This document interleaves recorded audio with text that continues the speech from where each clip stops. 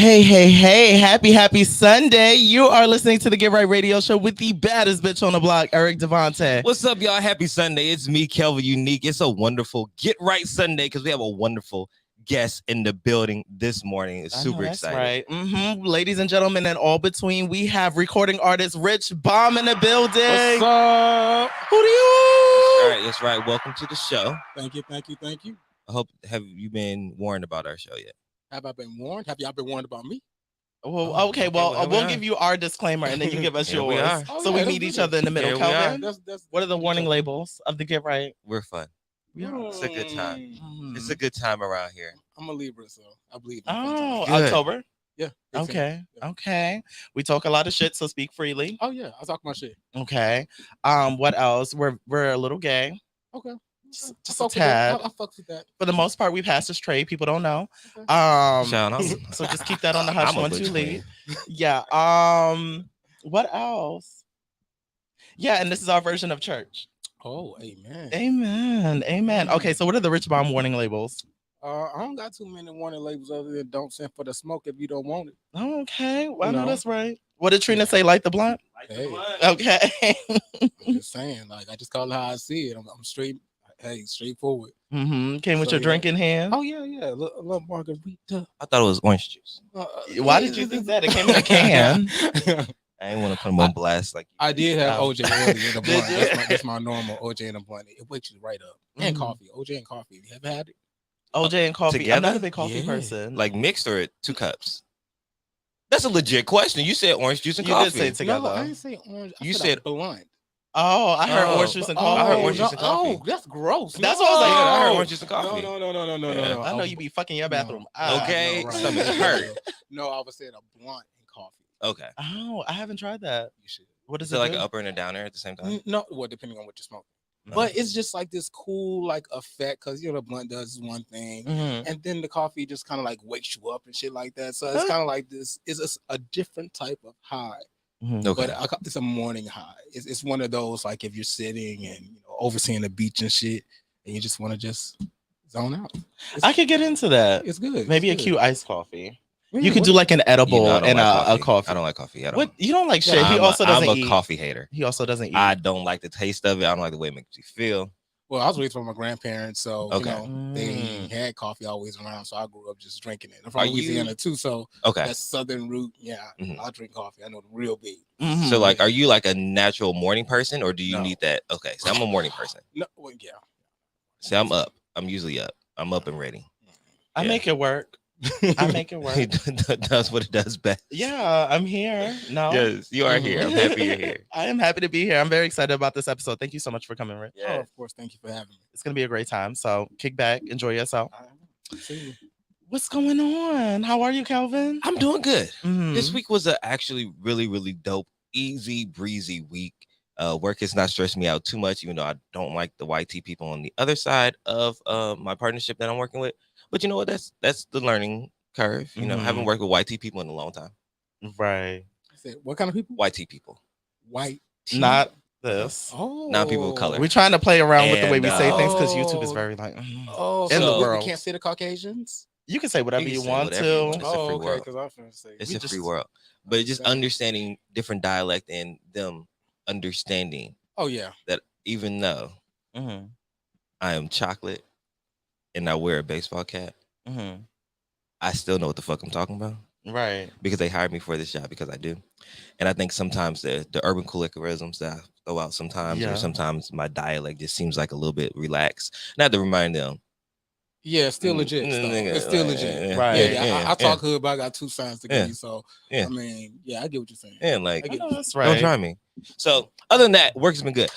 On the way here, I'm in Uber just talking and chatting up with my Uber driver. She was a nice young lady. She was telling me that she met her husband 10 years ago in Vegas. They met on the first day, had that week vacation. That Friday, they got married. In Vegas? In Vegas. They've been together for 10 years. Wow. And have a child together. And that got me to thinking, because you know me. Not you're going to elope in Vegas. You know me. You want to go to Vegas?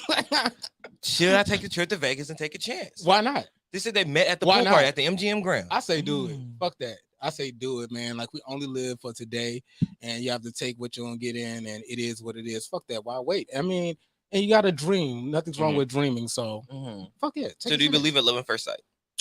Do I believe in love? Yes, but it's not sustainable. I do know that. I'm one of that. I guess it's a Libra trait. Like Libras love love. So I've been in quite a bit of relationships and stuff like that. Even now, even though I'm single or whatever, I still have like, I guess, companions. I will put it like that. I'm not wanting to be like all in the street.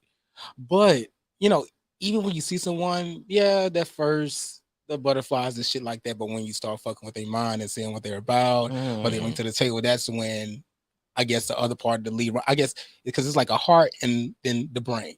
So I shift really quick, and a lot of people don't expect that because they think that you can just go along with the fluff. Oh, you're cute, da da da. Other than nah, what's going on with you? What you got going on in your life? You know, what have you accomplished? What's next for you? Where do you see yourself? What is your purpose?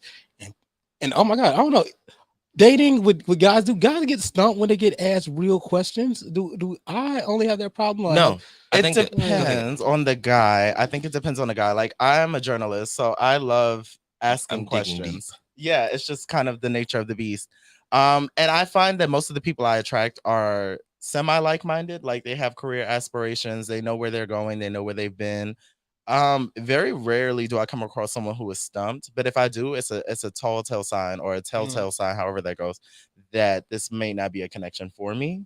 But I don't write you off immediately. I just hope I made you think. I don't know. I tend to run to the opposite, and I don't know why, because I feel like I like a lot of creators, and this is not anything towards creators because I too am a creator, but I also feel like sometimes when you're dating a creator or someone who's brand new or someone, I don't know why I always seem to get the people that are fresh to LA. I don't know if I still like have an East Coast vibe or what is so weird. I prefer someone not from LA. I prefer someone not from because I'm not from LA, but I don't want anyone fresh to LA. Like I don't want anyone less than a year in here. Right. Because you're still finding your circle. You're still trying to figure out your career. It's a lot of things going on. So when you ask those questions, I need 5 years. I have a life.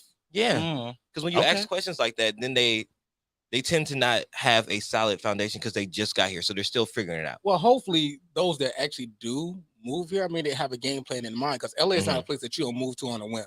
This is not the place for it. LA will send you back on chronic. Yeah. I'm from Louisiana. I've been out here for like pretty much all my adult life, like 19 years. I moved out here when I was 18. Okay. So I understand like the process, like really living out here and making it fucking work and seeing people come out here with dreams and aspirations and thinking that it's gonna be cute, and like LA prices don't play that shit. So you gotta hustle. Yeah. You got to really hustle. Like I respect LA because of that, but yeah, it's definitely not for everyone. So yeah, someone moving out here and not having that idea already in mind, that'll already turn me up. Yeah, because you going home. You're going home in 6 months. Yeah, you are. So that's just the truth. I mean, hey, it is what it is. So you find that you come across people that don't typically know where they're going? I sometimes yes. Okay. A lot of times yes. And now I think it's also I'm more focused on where I'm looking for prospects. I think a lot of times my cross section is a lot like work because I work a lot. So it's like work and then events. So now I'm like, okay, let me look outside events. Maybe I need somebody that's not in the industry. Maybe I need somebody that's just like does like office work at like, I don't know. But you mentioned one thing earlier, which was I found like a cool thing about you being attracted to content creators and things of that realm. I find if you're not in like the industry per se, you have a hard time understanding like what it takes, right? Absolutely. And the time spent, like our hours aren't normal, you know, and inspiration doesn't come 9 to 5, and we don't have quote unquote an off switch so much. So yeah, having someone that definitely understands where you're going is definitely important versus someone who they just can't conceptualize it. They go to work. Once they get off, they clock out and their day is fully open. Let's go to the bar, let's go shopping and shit like that. And you're like, well, I just came, in my sake, I just came back from the studio. I'm back at home working on another song and I'm writing. I'm still going. Like my clock is not off. Right. So, yeah. I've come across that too. Like I was wondering, because I think we asked this question a few episodes ago. Do you want an introvert or an extrovert? I was just like, I need like a hybrid that understands where I'm at in life, because there are some times where my social meter runs low and I don't have the energy to just perform or be out there like that. And that's when you want someone to like kick back with, watch some TV, maybe eat some cereal. And then there are times where maybe I have a networking event and I would like a +1. I want you to be there and I don't have to watch you and make sure you're okay. And you have the social skills to like flow in the room as well. Yeah. So it's still a balance for me, but still doing bad all by myself. Build a robot. Oh, please don't. Well, if they have life-size sex toys, they can have life-size. I know. That's if they have those, then I can build a robot. But what if you get the robot wet? The robot's always gonna be wet with me. I'm seeing technical difficulties. Hey, waterproof that bitch. You're right. Yeah. Okay. Visionary. Nothing. Okay. Anyways, that's my week. How was your week? Not water-based? Yeah, silicone, not water-based. Okay. That was all that happened this week. Just slutted yourself out. Yeah, slut myself out about train. I love that. Real gay. Period. Beyonce. I'm sorry? Beyonce. What does that have to do with Beyonce? I'm just saying Beyonce. You said what happened to me this week. Beyonce. This album is her gay introduction. I read that somewhere. Is that what they're saying? Her gay intro? Well, no, her gay album or something like that. It was more like a gay era. She's more gay era. Yeah. Okay, I get that. The whole house ballroom vibe. I guess so. Yeah. She's moving in like the sheer Madonna. Yeah, that's what they're doing. Okay. Yeah, this is her. This is her Vogue. This is her. Oh, in love. Okay. Well, great, because I've been gay my whole life, and Beyonce's been Beyonce her whole life. So now. Yeah. So now we have finally crossed sex. She sees me. Right. She sees. I feel seen. Yes. honey. I love the album though. But how was you all's week? How was your week? My week has been great. Beyonce's album did come out and bless my soul, which was great. So shout out to Renaissance. I thoroughly enjoyed that, especially Plastic Off the Sofa. I forgot. What happened? Oh yes, you have to. Do you see this? Yes, I see the problem, but it's okay. Work through it. Shout outs to Beyonce. Shout outs to Beyonce. She always does it. Beyonce. You know who you really look like? You look like Luther Vandross. Period. Luther Vandross. Rest in peace, Luther. So she came through and blessed my soul. What else have I been doing? I worked out yesterday, which was nice. Okay. I'm gonna start taking more dance classes so I can really like snatch it all together. Okay. What Juan? Huh? I told you I've been working out with Juan. Yes. Juan's my trainer. I love that. He posts me on his fitness page. Look at the fucking mess. I said, take this down. Did he take it down? No. He said, no, you're working hard. Yeah. I said, no, like I'm struggling. Exactly. The struggle was real. Wasn't it? You have to stay consistent so that way the videos get better. Consistency. But some videos are just funny. Well, Kelvin's also clumsy, so I need to go watch it too before they take it down. Was it Blurpees? Blurpees when you up and down and up. Oh yeah. My long ass is like fish. Yeah. Not you giving koi fish. I was. It was giving real. Nothing. Go ahead. Okay. Wow. That's. I don't know. Two. It is strike Let's two. See what I don't know what's going on. It's been a long month. Really? Dry. Really? Sahara. I'm so sorry. Desert. It's a new month though. It's August. That's great. Well, yeah. Fall is cuddle season. You start aligning your cuddle booths and stuff. I don't want none of these niggas in my house. I cut a lot of them off. None of them. I had a horrible date experience recently. Remember? Yes. How can I forget? Hold up. Let's talk about horrible. What's a horrible date experience? A horrible date experience. If you invite me out and you have no intention for paying anything, and I don't care if you don't pay for it. I'll pay for something, but don't invite me out to said place. I know. And then when that comes, you're like, oh my gosh. And then also, I'm not a socialite, but I know a few people. Correct. Okay. I get it. So when people come up and speak, don't be jealous of said people that spoke. Or don't be mad if I don't introduce you to people that spoke, because one, I barely know you. And then two, they not that. Yeah. But some people want to like that bad. They just be, fighting and grasping for straws. But see, hey, those are red flags. Those are red flags. Yeah. And sometimes it's Mario Kart and I just ride right past them. But ain't nothing wrong with that. Today I was hit by a she-show and I was like, okay, we're gonna sit her ass down. I'm sorry, I bombarded your thing. Go ahead. Oh no, you good. I would like to say I am not dry. I've been having a great month, and we need one of those. We need like a drop sound, like a water sound. Oh yes, I love that. Put that on the list. I'm gonna get What About Twister. I'll have it by next Sunday. Now, what else have I done this week? It's been pretty chill. Like I've been back to writing. I've been writing more, so I can hop back in the studio. I do music as well from time to time. That's dope.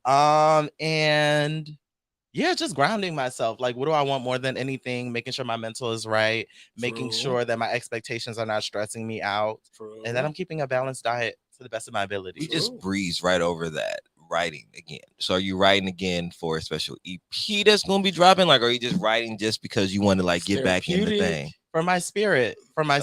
I have yet to release music on streaming platforms because I feel like I haven't found a producer that understands me well enough.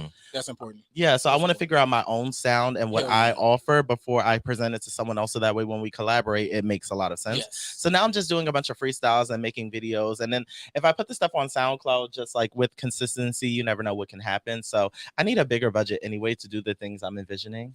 So yeah, just writing for my spirit right now. Okay. That's good. I love that. It's been fun, but that's pretty much been my whole week. Rich, how's your week been? Eventful.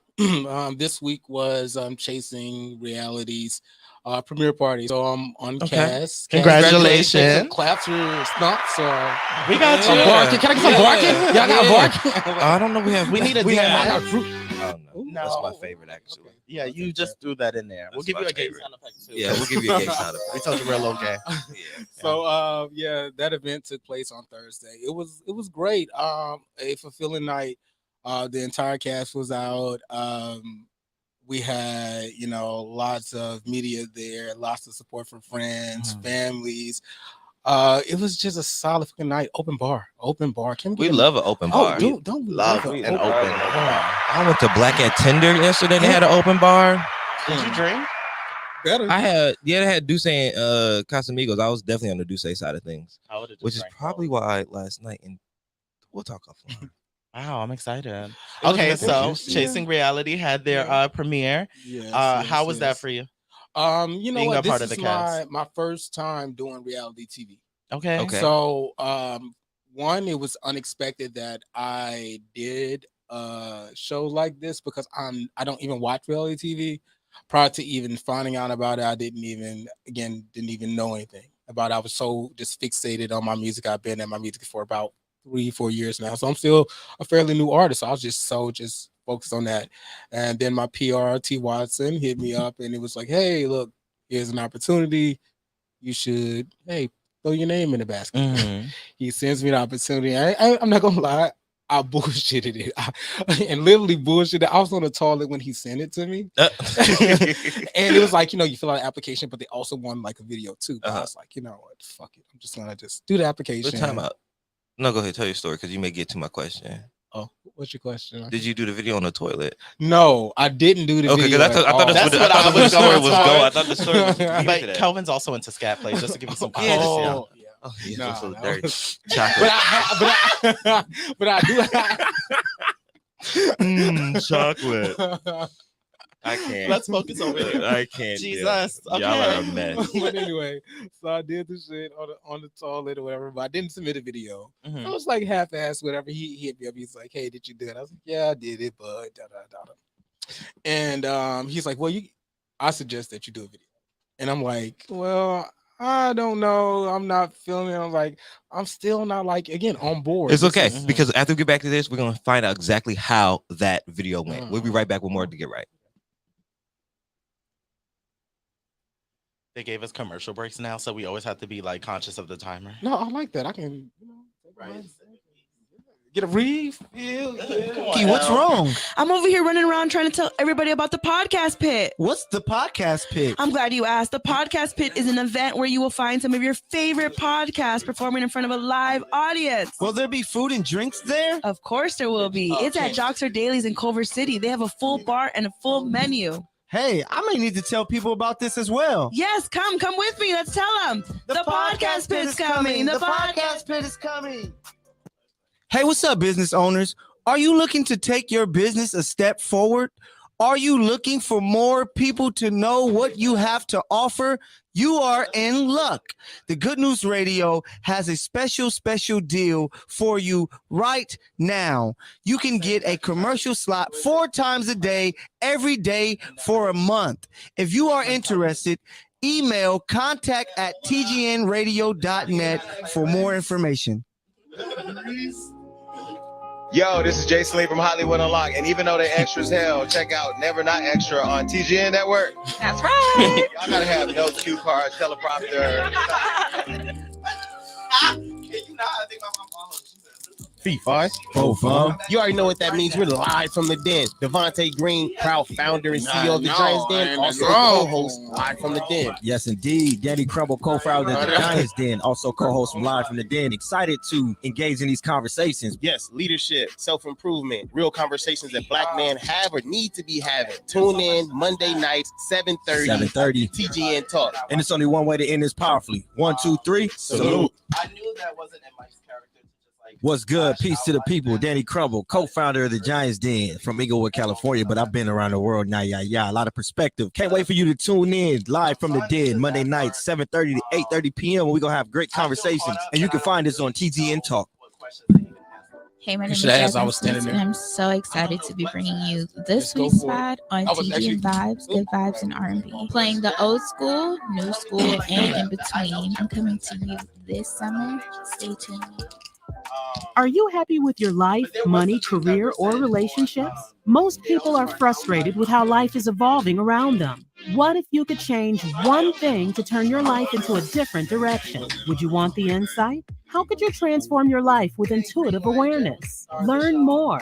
Get answers today. Book a free discovery session with Coach Zena, intuitive transformational practitioner. Go to www.coachzena.com or follow on Instagram, coach.askzena. Hey there, business owners. Don't miss our limited time offer. Advertise.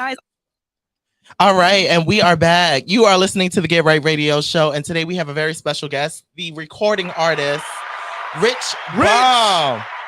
You got your own sound effect with you? Yes, sir. Do it again. Rich. I know that's right. Okay. We manifesting because baby bills is due. Today's the 31st. Today's the 31st of the 1st. 31st. Oh, good. I got one more day. Yeah. So before we went to break, you were telling us that you were literally bullshitting on the toilet.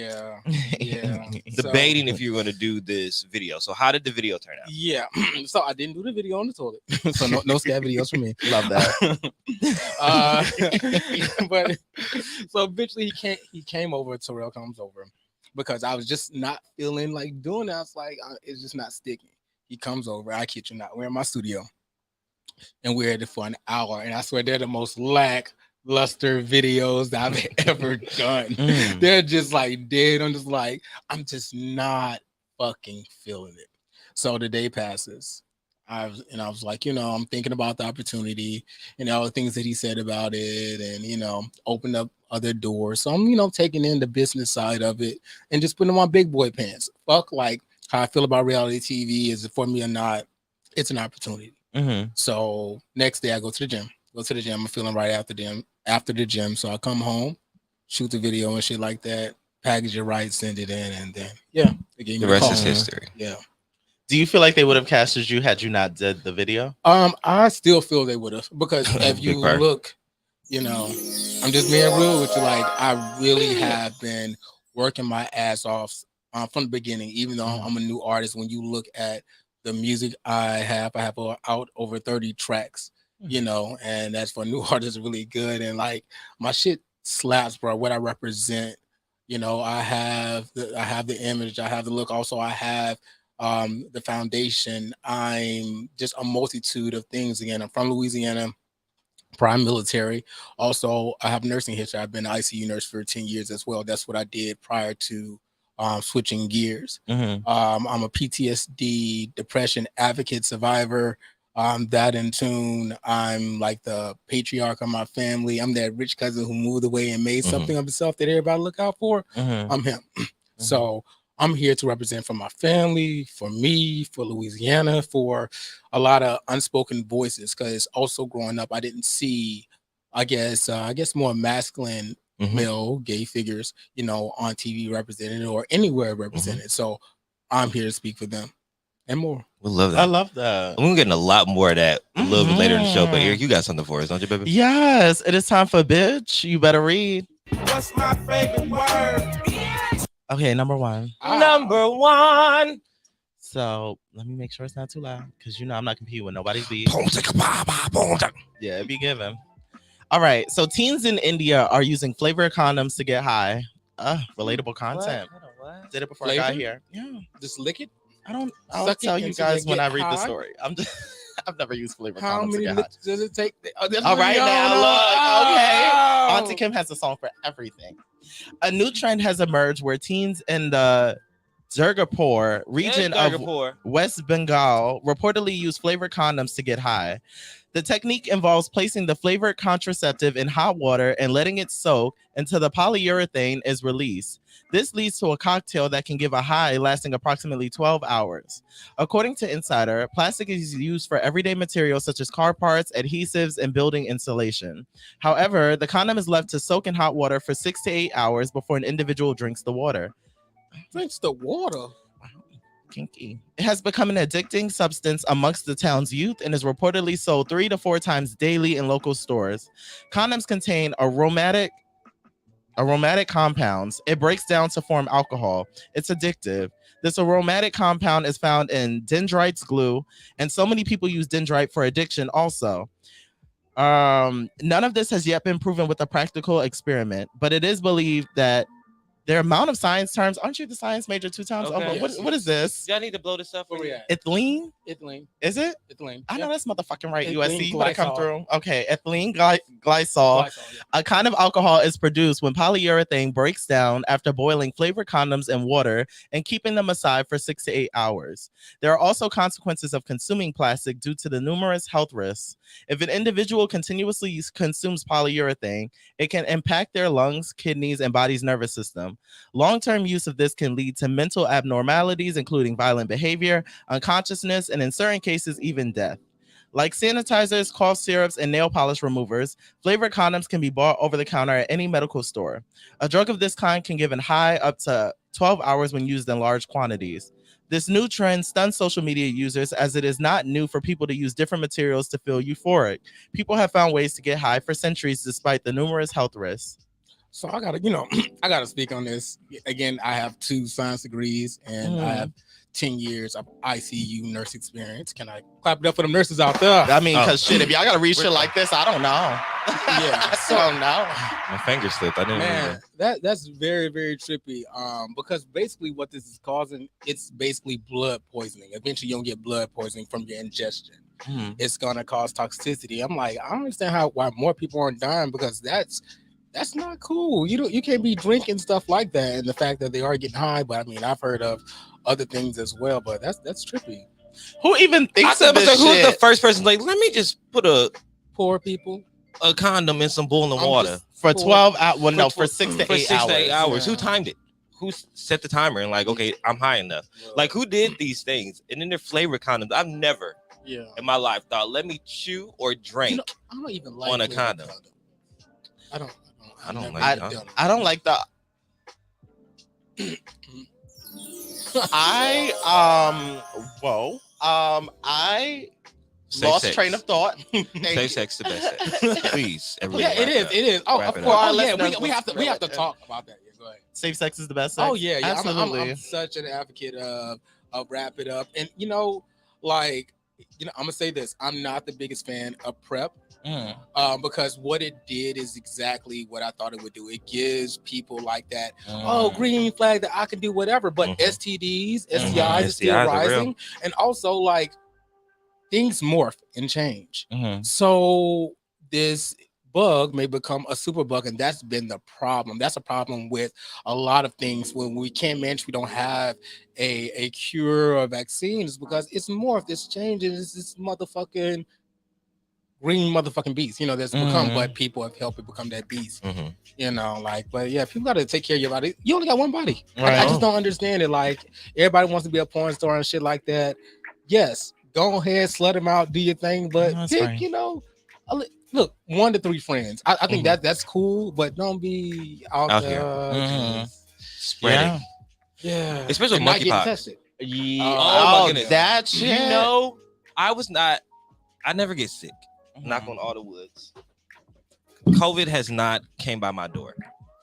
But y'all know I have a problem with rubbing my eyes, which is why I wear glasses. And I just feel like I touch my face a lot, or like in general, people touch their touching face. things. Yeah. And I'm just like, if I get a fucking monkey pop on my lip. Yeah.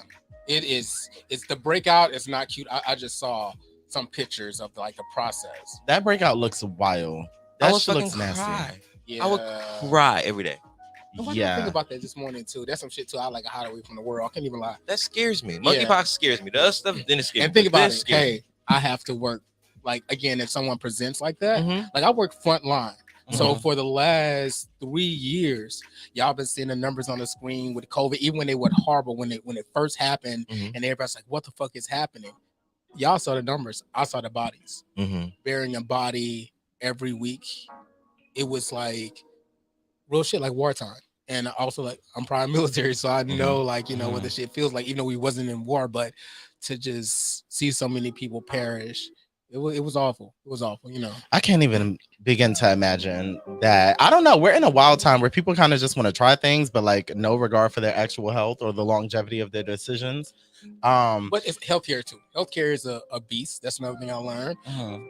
Why don't we all have free healthcare like this? America's a business. Yeah, America's definitely. It's a business, and yeah. I do have a question though. Have y'all, when you're younger, what is the dumbest thing like you did? Like to like either like to did you like sniff glue? Did you like anything like to like okay, I'm trying to be grown. Let me see if I get high, or let me sneak a drink, or let me see if I get a little buzz off of something. Did you try anything like that? Yeah, I used to smoke loose leaf paper, which could explain my stint in special ed. But like wide rule or like. Honestly, I don't know. College rule. Yeah. My mom smoked cigarettes, and I was like, something about it was elegant. So I was like, oh, I'm gonna try this, but I wouldn't touch her cigarette. So I just like rolled paper and then like lit it with a thing, and it did something, but I think it fucked my lungs up. Nah, I think that's why you asthma. I've always had asthma. Full circle. I've always had asthma. Yeah, because you've been smoking paper. Were you gonna tell us that you chew condoms? Oh, that chew them, blow bubbles. A drink condom water. Some people chew condoms, and I felt like bubbles. that was gonna be what you were gonna say. Yeah, Blowing bubbles. If it's flavor. No, I'm always afraid. I'm always, I didn't get high until I moved out here with my 27. I didn't drink until I was actually 21. Okay. So I'm like, I'm always afraid that it would be me. It's me. I'm the one that's gonna OD. I'm the one that's gonna fall off by the wayside. Someone tried to give me chocolate mushrooms yesterday. I left them at the club. Why would you do what? I forgot. I honestly forgot. Calvin Taylor, I'm sorry. You told me to try them. I'm gonna say I tried them. Wait, what's Taylor? Taylor? No. Oh. No, different Taylor. Bitch, I can't believe you left them at the club. Yeah, I know that's what she. I would have ate some. Shrooms? They were chocolate shrooms. Okay. I tried shrooms. I didn't camping, and that was cool. It's fun. But you know what? Back to your question. As far as like trying shit when I was younger, I smoked something that I thought was weed, but it wasn't weed. But nothing like crazy. I never like sniffed paint or anything. What was it? Some type of motherfucking plant. I still don't know what it was today. My look up said it was poison ivy. You could have been on to something. I get the monkey box plant. Look, I wonder what kind of high that would be. Poison ivy. Poison ivy. You'd be fucked up. Little itchy. Little tingly. No, I don't want that. You'll be seeing me in ICU. Oh well, you're a med student. Okay, You ingest a poison is something that irritates your skin. Imagine that shit on the interior of your lungs, fucking it up. Yeah. I just kill over. You will die. You'll die. Between that and the asthma. We haven't had this before. We won't have a Right. Oh fuck. Sorry. Not me being the first casualty. Okay. It's not worth it. Will you go down in history? You're the reason for the warning labels. The baddest bitch to die from poison ivy. That doesn't sound. Actually, that has a little ring to it. I don't want that though. No. I don't want that. Number 2. Number 2. All right. Shakira's lying, and so are her hips. She's facing 8 years in prison if found guilty in a $14 million tax fraud case. I gagged. Not Shakira. International superstar Shakira has been involved in an ongoing tax fraud case for years. And while the Spanish government has been on her neck, the Hips Don't Lie singer is trying to cough up them coins. After more than 5 years of investigation into Shakira's finances, a Spanish prosecutor is asking that she be sentenced to 8 years in prison for allegedly failing to pay her taxes from 2011 to 2014. Shakira is reportedly fighting the case, claiming that she did not live in Spain during that time period. According to, is it Reuters? According to Reuters, prosecutors are asking for an 8-year prison sentence and a fine of $23.5 million. The legal documents state that Shakira was a resident in Spain between 2012 and 2014 and purchased a family home in Barcelona in May of 2012. Shakira claims that she paid 17.2 million euros, which translates to $17.5 million, that the Spanish government said she owed back in 2018. A representative for the singer reportedly stated that she is fully confident of her innocence and that she believes the case is a total violation of her rights. Fans across social media are rooting for her to beat the case in hilarious reactions. Aside from her tax drama, the superstar is also dealing with the end of her marriage. Sasha and her husband Gerard Piqué announced that they were separating in June after 12 years together. Well, that's shitty. I mean, I don't Her husband's personally snitch. have a thought on Shakira's tax evasion. I feel like Shakira is one of those artists that should always be well financially. Like, she's one of those people that I'm like, Shakira's probably She's doing well. like the Mexican Beyonce. I see it. No, she really is. Like, she's a global superstar in Spain. Yeah. So she got that money. She has all that money. So, But she like, had to what's pay it. happening that she's not paying the taxes? government, Wesley the Snipes. government always in your motherfucking pocket though. Like real shit. She wasn't home the entire time. We understand. Like she wasn't staying there the entire time. Right. So she's traveling and shit like that. So it's like, yeah, why should I be held responsible for like all this bullshit when honestly I'm only at this house maybe maybe once a year, twice a year. And again, global superstar. She has homes in multiple places around the world, I would assume. So it's been never, at one place too long. But they did say it's a family home, so she may not be occupying the space, but someone may. That tight ass husband that's They divorcing call it her. a family home because of the amount of rooms. So I think that's what it is. Because think about it also. Your family doesn't have money to really, I'm just gonna fly out and hang out at Shakira's house. That's just not practical. They may come when you're there, but other than that, it's unoccupied, being taken care of by, the people that's fucking there. No one's really there. As artists, you're traveling, you're moving. Even if you're recording. If you're recording, you're not at that home. Right. So it's just like an extra home. It's bullshit. I feel like it's bullshit. I gagged. Add her to the list of tax evasion. Who we got? We got MC Hammer, Tony Wesley Braxton, Braxton, Wesley Snipes. I hate that Tony's on there. I know. Yeah, it's not that funny. recent? It may not be. It It may not be Shakira's fault either. No, maybe not. I always think like. So I feel bad for celebrities sometimes because I understand like they're not the one. They don't go to TurboTax. They don't. Correct. They That's what I'm saying. they don't do this. Somebody else is you messing have an up their accountant. money. You Yeah, have an accountant and I that's supposed feel to take care of bad. that It shit. falls back on them. Yeah, because it's still your Damn. name. On Yeah. it, But yeah. It's sad. But I want to know why he's leaving right now. Who? Gerard. The husband, yeah, Gerard. He's like, you're not gonna have me go down by the court of law. I know. Nah, There's something in there. She'll change it too. He was like, fuck you and your hips and are your stiff. money. Stiff ass hips, broke ass. Dang, like you call her the Beyonce. You would never say that shit about Beyonce. I won't. Exactly. I won't. But you don't do Shakira like that. I was not talking about me. I was talking about Gerard's point. That was Gerardo's point. Oh, that was him. That wasn't me. Right. And we're in LA. You know how heavy the Mexican community is. Okay, do you know, Bitch, crop me right out this episode. Oh, bitch, you Crop know me what? right Them out. hot dog trays will be right up my head. I'm gonna walk out of my damn business. You killed me. Oh, bacon grease, sausage grease. I'm burnt. I'm on the ground. The car got me. The car has got it. All And then right. to make it worse, they're gonna put tahini on your Tahini on my all on my open wounds. So jeez. I don't know. That was culturally appropriate. But That was ignorant. It was. That but I whole we was- love y'all. We love. I'm so happy You next know, year. I I'm gonna get some tacos after I this love too. my- On some real shit. And I'm drinking a margarita. We're not Tell the making truth. this better. We're not making this better. Y'all know we ain't here like this. We are in here like this. Progressively getting worse. Okay. Wow, Shakira, good luck. Number 3. Number. You really loaded it 3. I was trying to sing it like her. You really loaded it 3. Loaded it 3. That's not my mic. Yo, they loaded 3. I wanted to put you on mute because I'm like, this is getting bad. This is getting bad. Okay. Florida A&M. Florida A&M. Can you stop? No, get her Florida voice. A&M. Okay. Florida A&M University graduates goes viral after showing her ass and titties Who did? on a historically black campus. Yeah. But who was nude though? It's a student who was graduating from Florida A&M University, and she decided to go next to one of the campus most historical monuments, which is like a snake, and she posed nude for her graduation photos. So Was it to give y'all more details, tastefully nude? Because it can be artistically nude. It was artistically nude. Or did she put it on Twitter? She put it on all the social medias. I get it. She's trying to advertise, but was it tastefully nude? Like, was she covering up the boobies in the kitty cat, or was she like busted wide open with the V's? I'm gonna show you, Rick. You know, with the legs open, V's open. No, oh my God, she would have been kicked off and not graduated. Jesus Christ. Okay, so a Florida A&M University graduate is setting the internet on fire after setting up a new photo shoot and posing naked on the historical campus. The student Terica Williams says she recently graduated. I'm about to say, and you ain't seen the pictures. World, shit. Williams, I'm sorry. So she recently graduated from the historically black college / university while maintaining a 3.8 GPA and using thousands of dollars worth of scholarships. She says that she now has her master's degree in counselor education with a bachelor's in communication.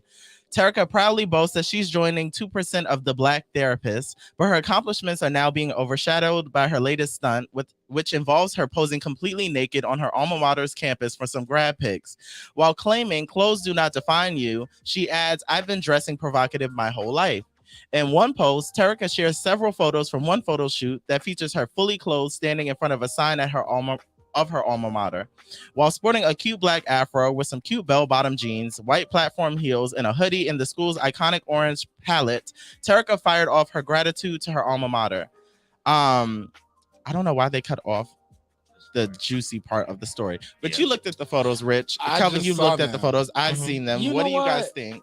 It's honestly, I'm not mad because just the current climate of social media, what she did wasn't anything I would feel like is so taboo. I get it as a HBCU. Shout out to HBCUs. I love them. Shout out. Growing up Louisiana, shout out to SU. But again, it's not anything that we've seen. The girl, her body is her body. You know, clothes on, clothes off. She didn't mean to be disrespectful. She wasn't there shaking it. Even if she was, fuck that. Live your life. She did her damn thing. She went there. She paid the school her motherfucking money. And she worked her ass off for a degree. So whether you like her pictures or not, or her body or not, is on you. But, you know, she wanted to celebrate how she wanted to do it. And I think that you should. You know, that's her body. Like, fuck that. You know, because I stand at the cross section of that. Because I went to HBCU. I'm HBCU graduate, South Kentucky State University. All right. But I know for us, and I know at FAMU, there are a lot of rules and regulations. We have a dress code. Yeah. Our dress code on school, even though we are a state school, we're a public school, we still have a dress code. No do-rags, no wife beaters, no pajamas, no things that aren't like collegiate people. And I'm pretty sure no nudity on campus is probably one of their rules there. And I have no problem with her taking nude photos. But if you do it on campus in front of one of the Rattlers things, and if you know the history of FAMU, they put them up there because it was nothing but rattlesnakes all around. They said they didn't want the black people up down there, so they put them up there with the horrible land and all the other stuff. So the rattlesnake symbolizes to FAMU resilience, overcoming, doing things, which probably means a lot to her too. But then to stand naked in front of it, that's like me posing at the National Monument with Dr. Martin Luther King, but she naked like this, like I have a dream. That was one time, Calvin. Let it go. I know. But it was like, but it wasn't like, again, she was busting it open with the V's. It looked like a porno shoot. She was standing there, and also her back was to the camera, which was, I mean, I wouldn't care if it was from the back. I mean, it's the same. I think it's just the same anatomy. You know, she just wanted to celebrate how she wanted to. So I don't look at it as being disrespectful. And, you know, again, it's those things. No do-rags, no this. Dude, I've always been a black man. And I'm always gonna be a black man, and I'm covered with tattoos, muscles. I don't look like, again, I never look like a nurse. I may look like more like an artist now, because again, that's what people put in that fucking box. But as a person, a black person, an educated black person, a person who worked their ass off of everything that they have, and again, military, I'm a true fucking vet. This doesn't define me. My integrity, how I move, how I treat people, that defines me more than, again, one picture. And I have all kind of crazy pictures too. And people always want to write a story and say, again, it could be disrespectful or blah, blah, blah by these standards. People don't challenge their standards. That's another thing.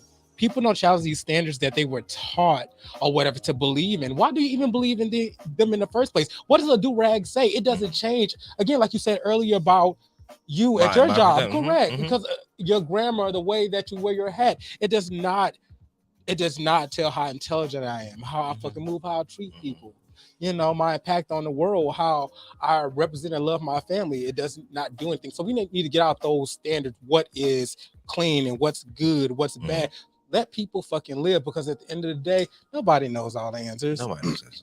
I understand. I agree with that. I just think time and place. If she would have did like in the studio, busted wide open, and with the cell phone, I think it'd be great. What was but time on campus, but what was on that? campus, I did my thing. On campus, I did my thing. I don't know about on campus. I paid you my money.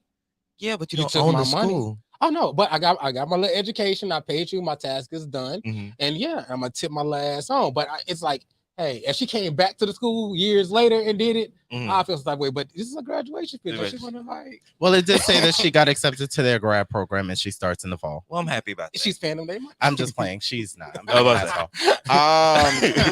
Strike. No, I think I'm with Kelvin on this one with the time and the place. I mean, it's out of my taste level.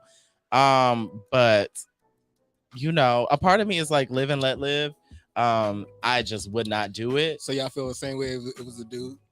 Yeah.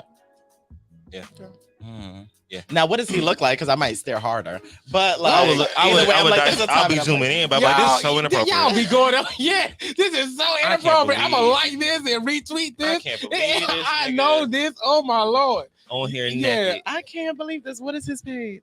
Okay. Follow. Now, what is his page? Did y'all see this? When's graduation? I just want to. I can't believe clap this. for him. Look, he's so inappropriate. We knew he was gonna do it, Right. As he walks across the stage, take the cap off. Yeah, man. We are not proud of how we navigate here. So yeah, I don't know, but shout out to her. She did graduate. Enjoy this moment on social media, capitalize off of it, make t-shirts saying I graduated naked and you looked hot. And see where that goes. Number four. So P of Quality Control and DJ Khaled. I hate that they spell his name like that, but I guess it's just what it is.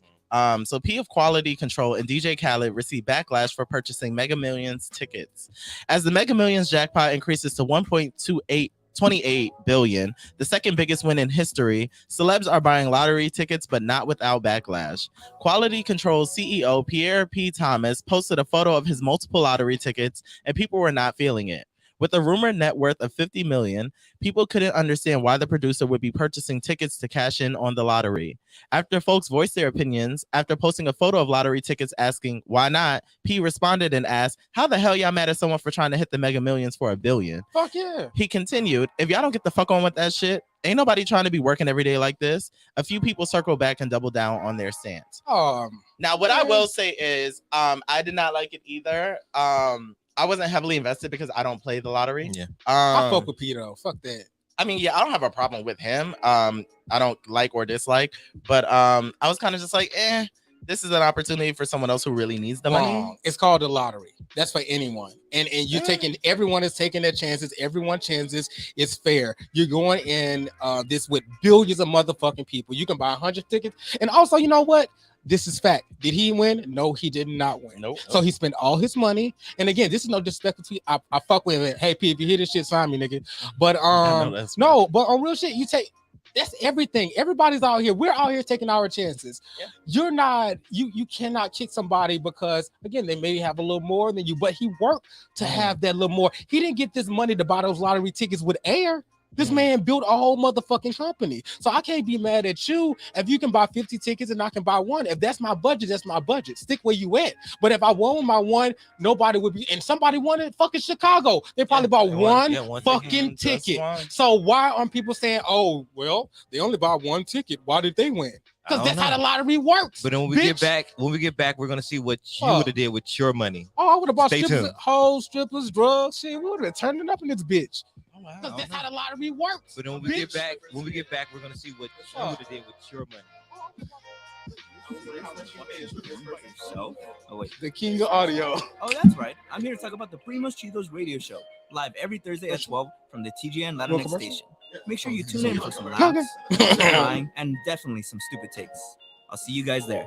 I'm the king of chasing audio. Home, car, or make other investments and being discriminated against because of your credit score? At credit909.com, our professionals can help you remove judgments, student loans, child support, medical bills, and other erroneous and negative items on your credit report. Call 800-752-9763 today for a free credit analysis and consultation, or text credit to 909-688-5461.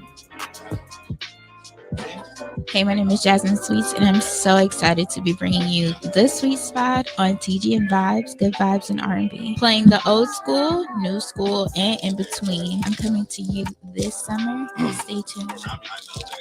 Hey everyone, it's the Primos Chidos. Hopefully you're enjoying this show, but if it sucks, be sure to check out our show. For a while, live Thursdays at 12. Yeah, join me and my sister and basically my brother as we discuss everything from immigration to ejaculation. If that sounds interesting, then we're the show for you. Warning, the following podcast features discussion of sensitive topics, graphic content, and uncensored stupidity. Unless otherwise stated, the featured content is not discussed by professionals or experts. TGN and the Primos Chidos must advise against taking anything said on this program too seriously. Viewer discretion is advised. Manuel Jones, also known as Zach, the original Black Ranger. Hey! And make sure you're checking out TGN Radio. Hey! Peace, family, brother Reezus. I'm here. You already know I'm checking in with TGN Radio, Black owned, so you already know that's where I'm at. Tap in.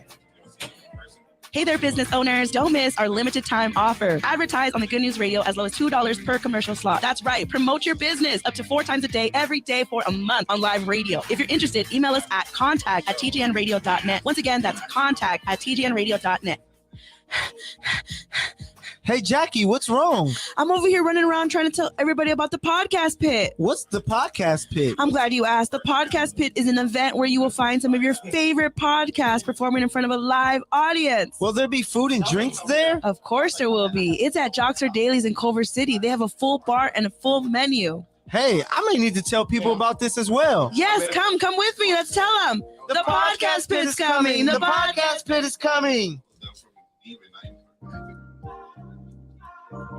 Hey, Michael, that's a dope ass shirt. What is that? You know what it is. I only rock the Flyest gear, and the Flyest gear can be found with TGN Radio.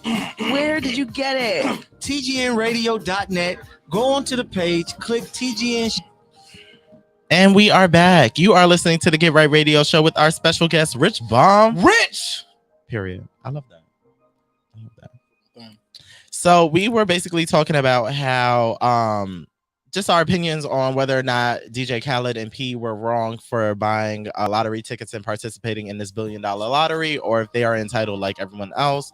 Rich believes that they are entitled to play like the rest of us. Kelvin did not give his insights on this. I think that they should be able to play, but I think it got to the obnoxious point that like they have 50, 175 of these lotto tickets. They bought them. I know, but that just seemed. How many Chick-fil-A's there is? How many Jack in the Box there is? It just felt very like jokey, and it felt like very like I don't know. It left like a bad taste in my mouth. It's gambling, nigga. I understand it's gambling, but then we have such a gambling. You work psychology, the mindset of these gambling addiction things that work, and then like just perpetuate this like, oh, it's $1 billion. I'm gonna buy 75 of these. When the people really out here struggling, I think. But when you look at it, it's just a little bit distasteful to how we're pre-recession. No, because this is the thing too. P gives back. Cali gives back. They gives back to the actual community. So that's why I can't knock them. And just understanding, again, being an educated black man, that's a huge gap between us and white folks. And so, again, if these men got that money, I definitely feel that they'll do more for my community than I feel that Bill Gates got it or Donald Trump got it. So that's why I can't knock them, because honestly, like following them, knowing what they do, they give back their hearts and where it is. Like, I know that they'll do good with the money because that's what they've done. What P have done with quality control. You won't ever hear about those artists talk about being swindled and shit like that, bad deals. He takes care of his people and his people take care of their people. So just seeing all that positive give back. And again, DJ Khaled, he's been nothing but positive, nothing but helping folks out and shit like that. So I guess I see the money going to good places. I don't see them like, oh yeah, I got all this money and I'm going to sit on it, because they're not doing that now. So I guess that's why I feel that way about it. Well, you know, two sides, same coin. I don't care. They ain't win. No, they didn't. See. So It's shout out to the person in so Illinois. who's mad? They win. Who mad? Now? Me. Did you play? Did No. either of y'all play? I did. You did? I did. I played one. See? Okay. I took my one little luck change like everybody else. It could have been you. That's what I'm saying. I could have bought 10. I would have been out with $10, $20, whatever it costs. I don't know. I've never played. One day, maybe. Yeah. Number 5. Number 5. This is gonna be our shut the fuck up. Cause what is this? Shut the fuck up.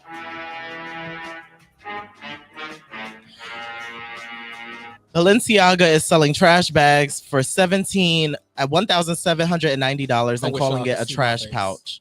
I wish y'all could see my face. They can. They can. Camera right there. That's what StreamYard's for.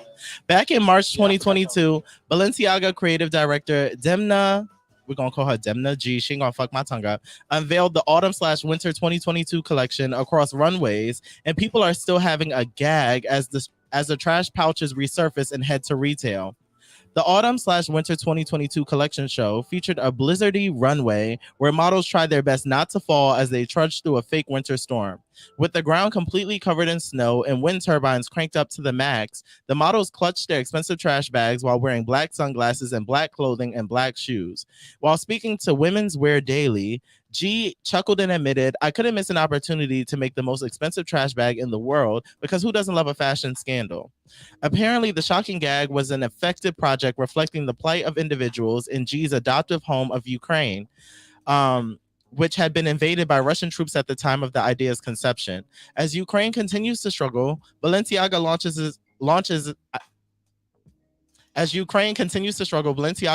an identical trash bag of those back in Ukraine. According to Balenciaga's own website, they do not shy away from the obvious and claim that their new product is inspired by a garbage bag. They also note that the bag arrives in 3 colors, black, blue, and white, with the trash bag style drawstring to close. The black and blue bags have a black tie, while the white one has a red one. As controversial as Balenciaga's newest product may be, it is reported that its creative director is not the first fashion designer to think of such an idea. It appears that back in 2017, Spanish model Bis launched their own variety of trash bag-inspired totes made of leather. They called it the bin bag, and it came in all sizes. The bin bag retailed for $258, $346, and $422, respectively.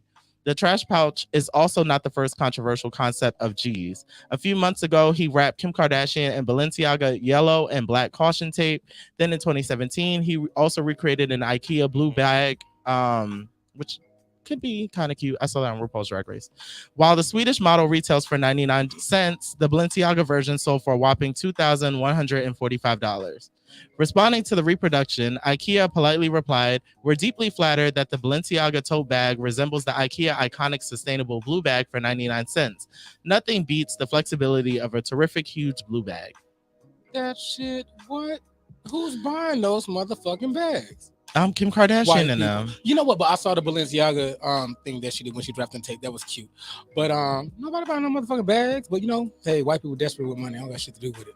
Yeah, the bag doesn't have any aesthetic appeal. That's my only thing. It's a motherfucking It looks like a Glad bag. Yeah, it's a bag. It's a trash bag. Like they said, trash bag. I'm not going for that. I thought the bag was cute. It was giving homeless chic. Oh my god! You have a problem, and we tried to unpack this a few episodes ago. I thought it was cute. It's not cute. It's like that time they took Crocs and put a heel on it. Yeah, it's tongue in cheek. It was tongue in cheek. Like, I'm trash. I'm expensive trash. I don't know. I guess if you live in LA, you are expensive trash. You are expensive trash. I'm not claiming any of what y'all are talking about. I'm not saying I'm trash. That's what I got from that. I'm not. I'm not trash. Well, there was a time where Kelvin was a homeless sexual, and he was would just homosexual. When you would just let homeless people come in your house. I was a homosexual shelter.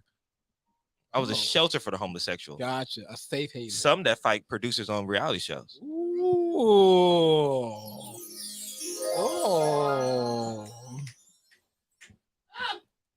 What was that? Was that an airplane or a jet? I don't know where to go. The same question he probably asking himself right now.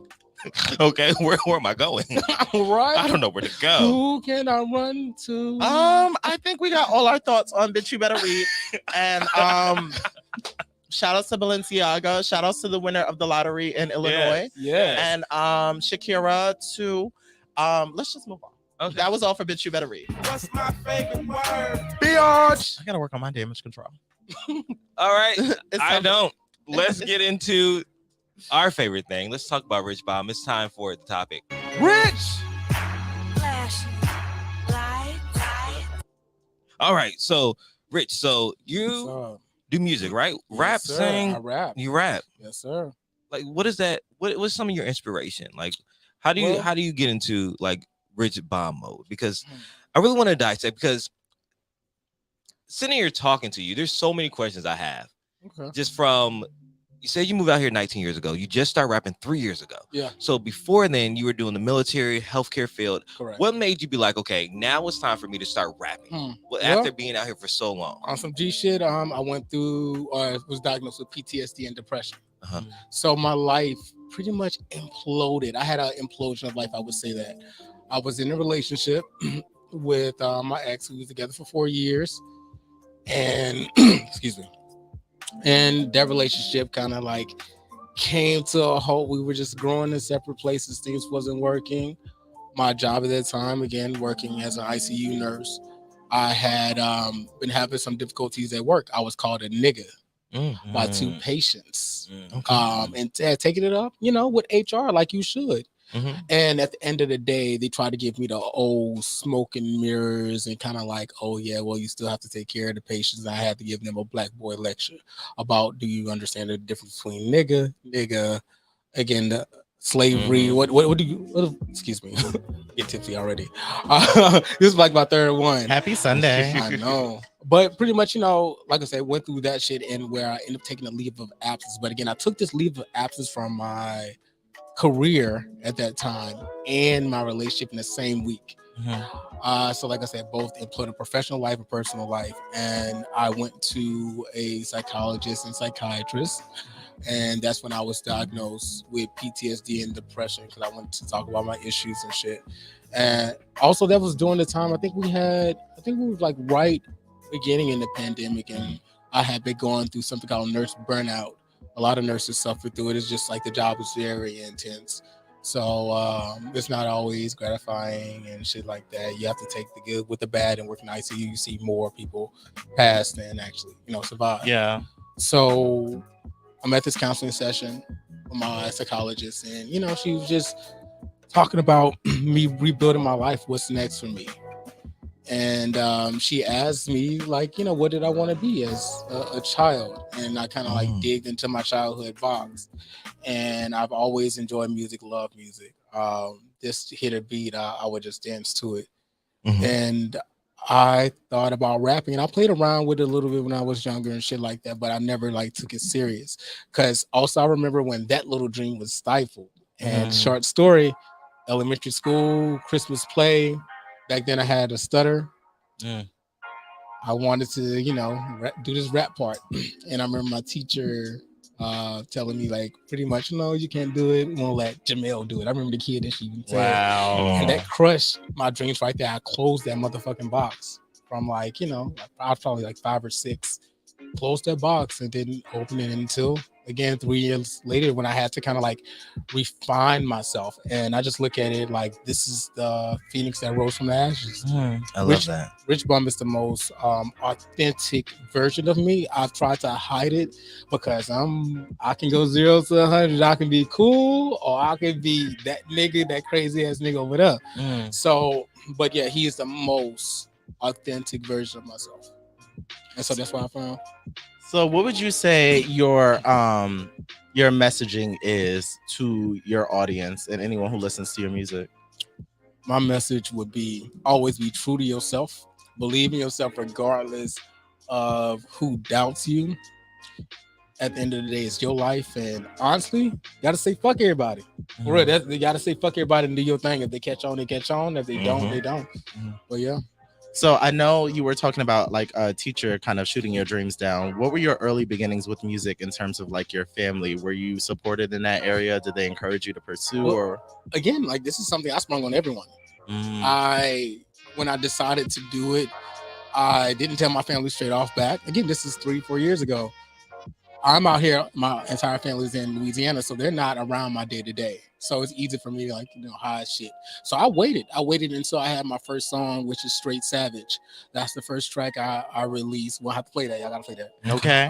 So I took it home after it was all mixed and shit like that. And it was like, hey, I got something for y'all to hear. And like, again, I'm the cousin that flies home maybe a couple times a year and shit like that, sees the family. So this was like one of those occasions or whatever. So went down there, and again, they're not expecting this. Yeah. They're like, what do you want us to hear? And I'm just like, check this out. And the look on their faces, and they're like, that's you. And so I did it like with everybody, and shit like that, my friends back at home and shit like that. And people were just like, nigga, that's you. That's you. Yeah, so that's how I started. I love that. And who are some of your earlier musical influences? From the South again, Master P. Okay. Yes, No Limit. We have the whole Cash Money records for the 99 and the 2000. Okay, look. Oh man, we Classic. have also Atlanta. When you look at Atlanta, T.I., you have Ludacris. I mean, you have fucking Lil Jon. Like from the South, from fucking Memphis. Fucking your boy, shout out to Young Dolph, R.I.P. Young Dolph. Gotti. Yeah. I was gonna say there's a very distinct sound of Southern rap. Yes. Especially when you get down to the lower belt, the Florida, the Louisiana, the Atlanta. Yeah. And you being from Louisiana and with Juvenile and Wayne and those legends. Yeah. How does your music derive some from that inspiration, or is it like totally different? Is it a little bit like bounce? Totally like how do you explain? How do you get that feel? Real shit. Like I didn't even know what the fuck was gonna come out when it came out, to be honest. But my music is different. It's definitely different from I would say bounce rap, definitely, because that's more like localized to New Orleans. That's the origination from, but of course it's spread out. And again, I'm from Baton Rouge. I grew up in New Orleans too. There's like an hour apart or whatever. So, you know what? It's hard for me to even like kind of box my music, and because also the movement been out here in California too, having a certain type of influence. But when you hear my music, you can tell definitely that I'm from the South. But I think for anyone, it's like it's something that you hear, you like, damn, what the fuck is this? Like I never heard this. So it's definitely a new sound, but definitely rap. Hardcore.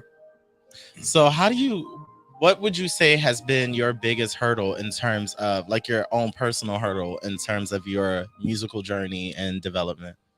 I would say, I mean, it's no longer a struggle, but it's time.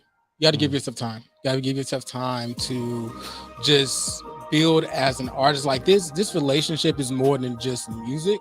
When you're growing and you're trying to figure out also like where you stand in the world, what you represent, there's a lot of soul searching that has to be done. It's not so simple as, again, like I put out this song and that's what it is. But some people who just want to be a one-hit wonder, yeah, that's all they have to do, throw some shit out there. But when you look at your real full purpose, like, and understand like greatness takes time, and you got to just be cool and confident in your stuff. Don't let anyone like force your time, and yeah, so just be patient. And earlier you talked a little bit about how important it is for people to see themselves. Yes. And that's one thing that's really important to me. One of the reasons why we started this podcast, because I wanted to show there are different types, not only of black men, but black gay men. We aren't the sidekick. We all aren't the super flamboyant. Yeah. We're don't not want to a do your monolith. makeup. We don't want to do your hair. We're not a monolith. Correct. And you mentioned that a little bit earlier. And even with rapping and being an openly gay artist, how was that decision for you to be like, okay, this is who I am. I'm gonna stand in who I am. I'm gonna be who I am, and I'm gonna put that in my music. Okay. Well, first and foremost, I've always been like so sure of being me. I've always been, I guess, call myself like a rebel and shit like that. I was so always strong that I want to be who I am, and this is who I'm gonna be. I used to tell, I guess I had a saying, in order for you to love me, I have to show you who I am. And a lot of people hide, who they are, but they want you to accept them fully. But it's like, okay, but you give me just one version. Let's see you fully. So just having the confidence in myself, knowing who I am at the beginning, is what I guess kind of just step, because I really don't give a fuck. For people that really know me, I don't give a fuck, because I'm so solid and so proud of the moves that I've made in my own life, and I've done it, mostly all my fucking self. So when you're so self-sufficient, it makes it like, okay, hey, it's whatever, because I know what I can do. Right. I have a fun question. It's my new fun question. Okay. So we're doing the LGBTQIA gay male rap version of Ladies Night. Who's on the track?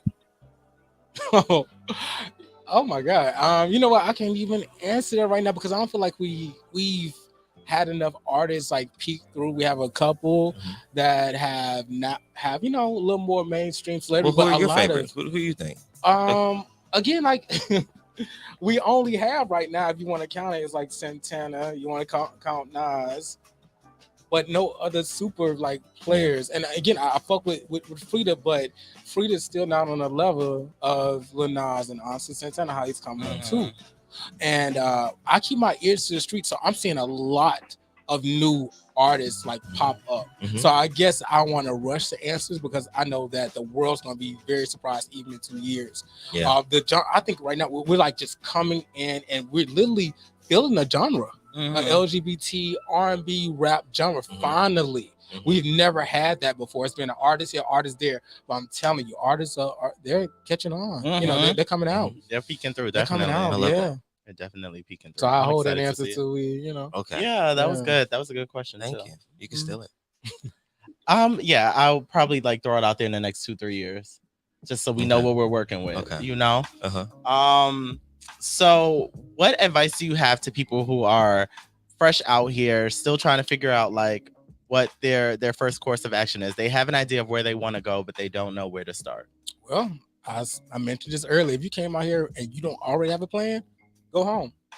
I'm serious. This is not the atmosphere, the place, and it's even worse in LA right now. Like, we're in a recession right now where you have, rent that is the same price as mortgages. This is not the place you come around if you came to play. If you don't have a plan already set in place for you to handle your shit, have shit lined up, this ain't the place to scramble, because there's enough people already scrambling trying to make shit fit. So you gotta have your ducks in line. And before we get into your single Straight Savage, you mentioned being a part of the Chasing franchise. So I wanted to talk to you briefly about that and get your perspective on that experience. So if you had any preconceived notions about what it would be versus what it was now that filming is done, correct? Filming is done. Nah. Still filming? Yeah. Okay, well, now that you're in the thick of it, what is it versus what you thought it was? Let's see. So, I mean, it's not as fluid as I thought. There's certain people that cut on for the camera when the camera cuts on, and then when the camera goes off, they want to be cool. There's some people who feel like this is for TV, and then you have real motherfuckers like myself. And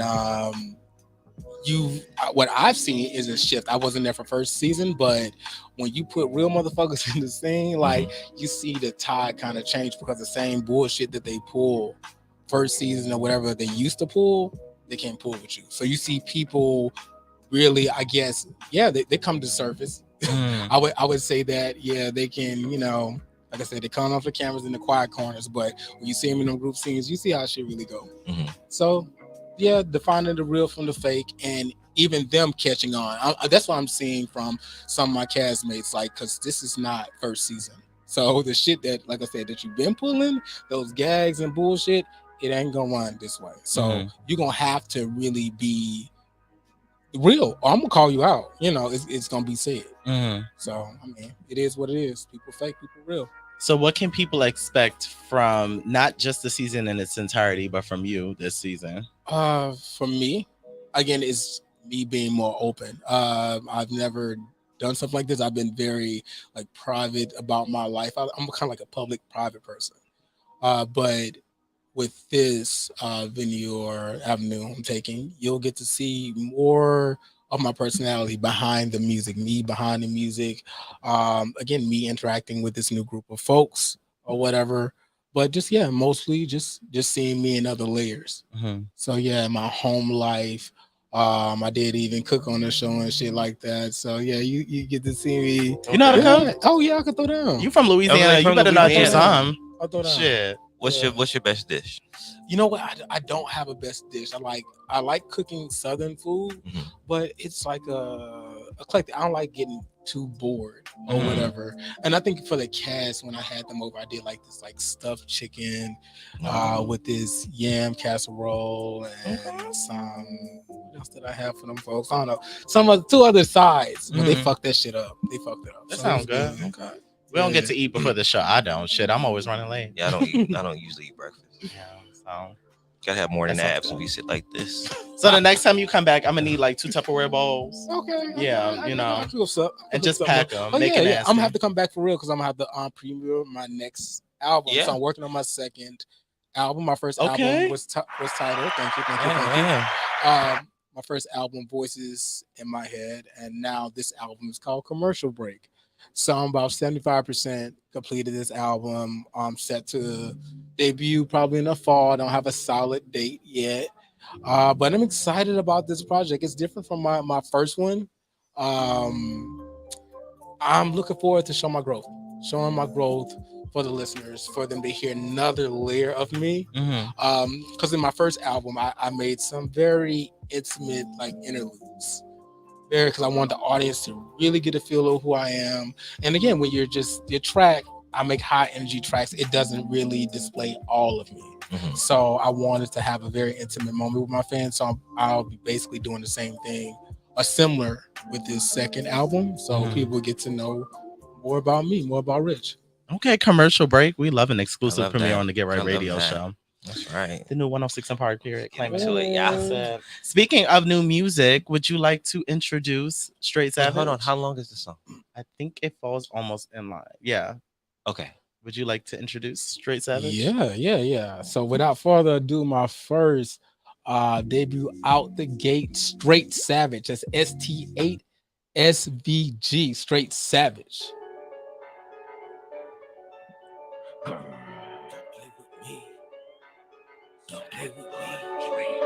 I'm a fucking savage. I'm a fucking savage. Don't play with me. I'll let you have it. I'm a fucking savage. I'm a fucking savage. Don't play with me. A nigga bought the action. Don't play with me. I kill.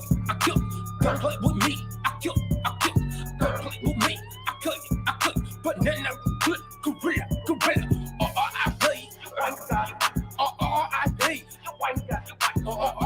play.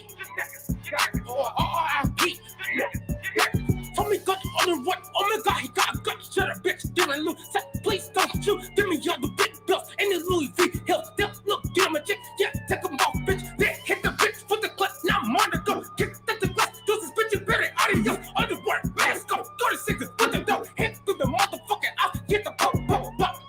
Gas weighing down shots. 2 nothing cops with a dick dog chops. Call it back up. Fuck the motherfucking top. Fuck you. Fucking dirty arms.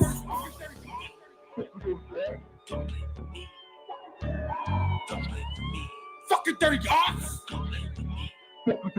I'm a fucking savage. I'm a fucking savage. Don't play with me. I'll let you have it. I'm a fucking savage. I'm a fucking savage. Don't play with me. I'm about to action. Don't play with me. I kill you. Don't play with me. I kill you. Don't play with me. I kill you. Don't play with me. I kill you. No, hit the Louis V. Stop. No, the car out at the door. Hands up, motherfucker, get on the floor. You know what's up, you know how this go. Now, motherfucker, other bodies hit the floor. My bitch got 2 birds in the beat go. All I gotta do is say the motherfucking words. Boom, bop, solid on the bit. Call it deck shot, bullseye, I never miss. Time up with the rope, heli on the roof. Made 1.5 billion, I'm flipping loose. I flipping loose. So I flip loose. 1.5 for flipping fucking loose. I'm a fucking savage. I'm a fucking savage. Don't play with you. I'll never have it. I'm a fucking savage. I'm a fucking savage. What you gonna do? I like flipping loose.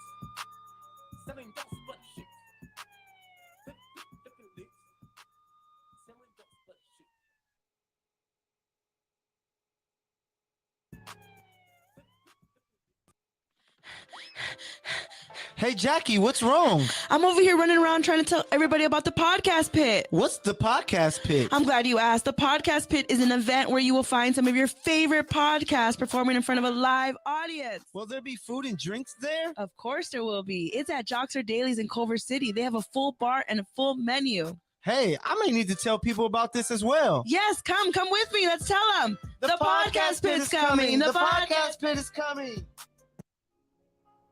Yo, this is Jason Lee from Hollywood Unlocked. And even though they extra as hell, check out Never Not Extra on TGN Network. That's right. Y'all gotta have notes, cue cards, teleprompter.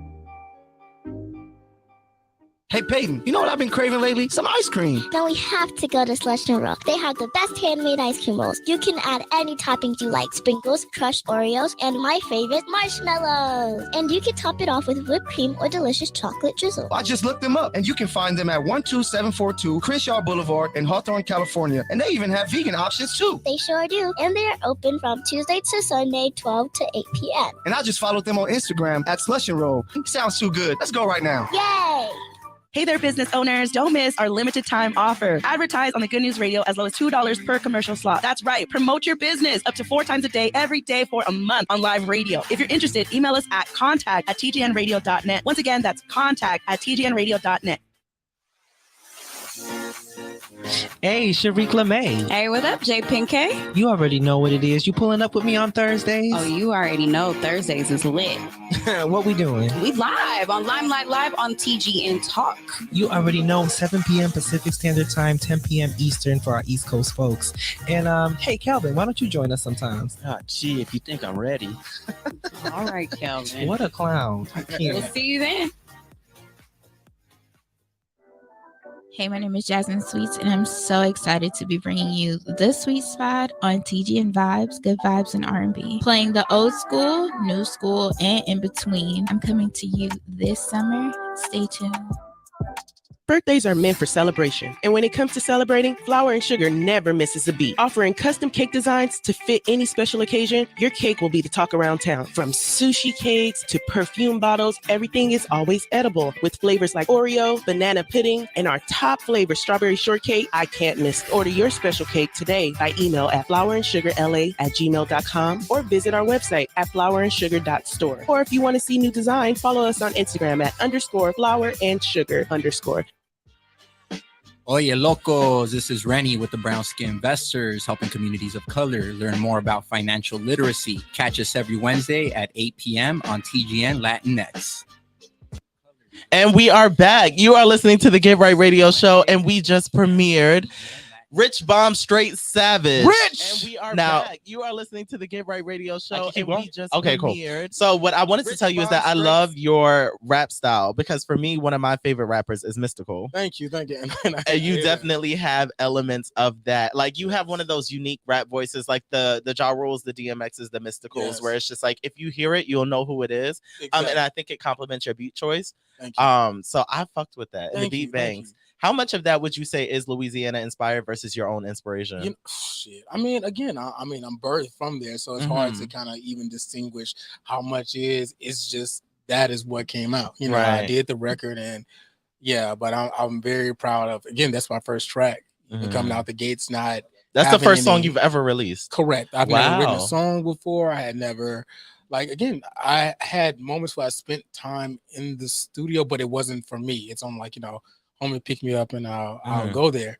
But before this I never had written in. So what was the inspiration behind Straight Savage? Because there were a lot of like messages in there. You had the police siren in the back, and then you heard the hands up, don't shoot.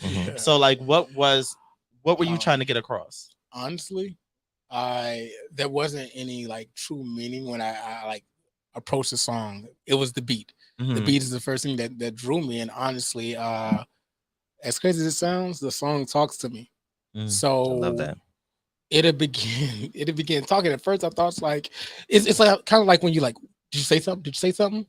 And that's how I kind of like write the songs. Got you. Okay. So I don't know what direction it's gonna go in. Yeah, I do go back and I make some edits and shit like that. But when the song starts coming out, that's it coming out. Yeah. I don't really have so much control of. So your editing process, how often would you say that you go back in and rework things, rewrite, like take a bar out, put a bar in, or is it just like this was what came out, so this is what it is? So it's rarely that there hasn't been one song where I've just like, oh yeah, I wrote this and then like, oh smash, that's it. Every song I look at, again, I wanted to be my very best. I remember having one of my college professors in in nursing school, and in nursing school, C's are considered good because I passed the grade of 75. 75 and below is a fail. And I remember coming up to her and I had like a 77, but I was excited because nursing school is tough. And I showed her this C, and she was like, "Is that the best you can do?" And she handed it back to me. Oh wow. Yeah, older Black lady. She from the South. And that there just, again, it was one of those aha moments. And I take a lot of those throughout my life, and they just compile to make me. So again, I looked at this and I was like, is this the best I can do? I look at that at all my projects. Is this the best I can do? I'm always hands-on, even production-wise. Like once I send it, I record at home, I have my home studio, and I send it to my engineer who was in like East LA. But when I send it to him, I'm not just letting him do whatever with the song. I'm there and I'm actually producing the song as well. Again, I don't have any production quote unquote qualifications, but again, I feel like I have a grasp of what sounds good and good music. And even though I'm a beginner, again, I know what I can do. So I like just to, again, use all my skills to the best of my abilities. And you know the sound that you want because this is your brainchild. Correct. So who better than you to, Correct. And I think, you mentioned something earlier about finding a producer who understands that you want to build your sound. That was my one of my biggest, I guess, hurdles at the beginning. I fired 7 engineers. Damn. Yeah, because they wanted to do what everybody else was doing. And I was trying to cultivate a different song. I can't be like everyone. I can't do that. This is another thing, like walking into the whole hip hop realm, I understand what the fuck I'm stepping into. This is heterosexual, male driven mostly, anti fucking homophobe. This is not the openest place for me. This is not the most welcoming place for me. So again, I cannot try to win. Like again, the next, I guess straight rap. I'm not talking about bitches in my music. I'm talking about niggas in my music. So I cannot win off that. I have to win off being me. Yeah. So if I'm faced with an engineer that just wants to do something like someone else, I'll never to give my true shot. I never get my true. I never get mines, And so I did what I had to do. If you don't want to do the job, I'm going to find someone to do it. Right. And that shit sucked. It really sucked, bro. I had no clue, was I ever going to be able to make another song? Because again, the engineer is the one that get your shit tight for the radio. Yeah. But I just felt like, again, me being me. If I'm gonna win, I'm gonna win on my card. If I'm gonna lose, I'm gonna lose on mine. But I'd be damned if I'm gonna work on this song, get off to this dude that also these engineers think that, oh yeah, I can do it in 3 takes. If I can't do it in 3 takes, this is what you get. I'd be damned if you're gonna give back my song and say this is what you get. Right. After I done poured all my fucking time and heart into this bitch. You don't know what the fuck I've been doing, how long it took me to find this. So I'm not gonna hand it off to nobody and be just like, oh yeah, well, here you go. Yeah. So it was just a lot of just bullshit that came with it. But yeah, you got to find an engineer that's really that rides with you. Shout out to my engineer Levi, the basement man. I swear to God, he's been holding me down. He understands my expectations, and I'm always trying to again up it and push it and see what the fuck we do. I want to see what I can do. I want my full run. Don't limit me. Seriously, don't shoot me in my motherfucking leg and tell me, all right, go out there and run a lap. Nah, bro. It ain't gonna work that way. So you gotta stay true to your guns. I respect the hell out of that. Yeah, that's the word. I love that, and it's also just it shows that you care about your artistry. I think a lot of time people say I like music, and since I like music a lot, maybe I should just try music. But instead, you're saying no. I love music. It's in me, and this is something that I'm passionate about, and that comes through in your music. So thank you for that. Thank you. The song is actually really, really dope. I probably will be playing it at the gym. You know what? I make on some real shit. I make some great like energy, like hot pump music, and that's another thing. Like I would say that's a motivation. I go to the gym a lot, so yeah, making high pump music that you can run to and work out. I'm saying, listen to my shit. It gives you that. It makes you feel like, oh yeah, I can run another lap. I can live to another set. It gives you that, Or when you about to go out, or even when you want to pull up on a bitch, you know, I got something or you want to break, you know. Relatable content. Yeah, that's what I'm saying. So I make that shit that gets your veins pumping, your blood flowing. I love that. Speaking of purchasing, where can people get your music? I know Commercial Break is in the works and will be out soon. So just plug all of that. Where can the people get your music? So you can hear my music, get it anywhere you got ears. At your baby daddy house, at your auntie house, at your uncle, the one that you don't really like that, at your stepdaddy house, you know, you fuck with him like that. But real shit, my shit is out every fucking where, all stores, everywhere that you can fucking name. I don't even want to even name any because there's like so many new ones that like pop up. So yeah, it's like a list. But yeah, just open your motherfucking phone and type in Rich Bum and I'll pop up. You know that's right. My baby daddy only has one working AirPod, so it wasn't a great moment for me in life. Yeah, I was lonely. So that turn that thing up real loud, didn't it? Huh? Had to turn that thing up real loud. Eric is on the track, period. Oh yeah, period. What about local gay rappers? I think they're referring to the older parts of the conversation. To the ladies' night.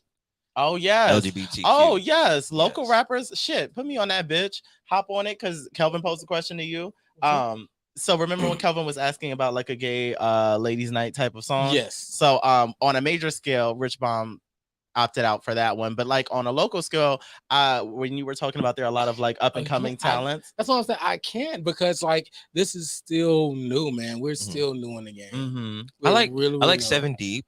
7 is great. Yeah, I've heard 7 is great. Who else do I like? I love Game Time, friend of the show. Yes, Boys Love Flowers. Yes, Boys Love Flowers. There's so many people to be connected with. And I'm still finding out. So that's why I want to speak. Kid DeVille. Shit, there's a lot of like. There's a lot of people that just working towards it, but I think that this is our era. That's like we're building the catalog now. Right. That's why I said it's so early, but most guaranteed, I'm gonna be on that bitch. I know that. Look, I know that. Period. Much. Point blank. Motherfucking period. I love that. Yeah. So let's get into the question of the day. Today's question of the day is, I wish I remembered it off the top of my head, but I don't. Do you? Have you ever felt like you had imposter syndrome? Thank you. You're welcome. I had you. I had you.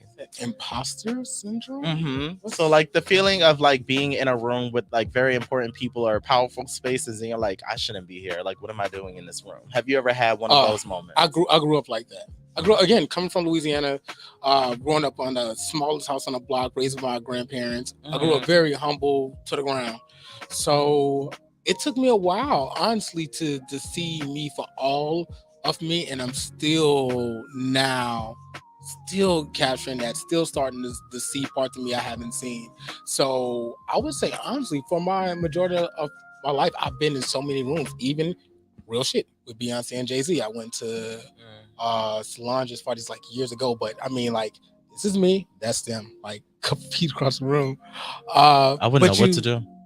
Yeah, and you feel again like displaced, but then I had to understand that this is where I'm supposed to be. A month before that, I saw Prince William and Kate when I was in Berlin. Like, I've had some crazy run-in, real shit, like close run-ins and associations with celebrities.